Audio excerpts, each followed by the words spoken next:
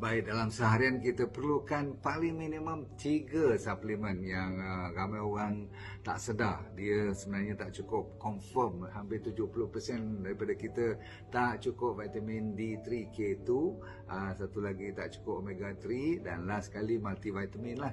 Sebab kita makan pun tak tentu balance tak balance, seimbang atau tidak kan.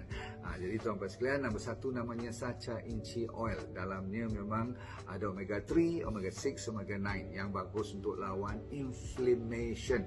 Badan kita selalu berpenyakit disebabkan dasarnya adalah inflamasi. Nombor 2 ialah vitamin D3, K2 tak cukup. Vitamin matahari ni yang datang untuk tukar kolesterol jadi D3 untuk 600 fungsi badan. Fiziologi, ada nak jaga hormon, nak jaga vitamin, semua dia lah yang terbaik. Dan last sekali multivitamin yang natural sekali ialah daripada pokok moringa. So kita buat dia dengan cantik, tak cukup kita tambah pegaga lagi, dia complete multivitamin. Termasuk vitamin B dan yang tak cukup B12, semua tu ada dalam Moringa Plus.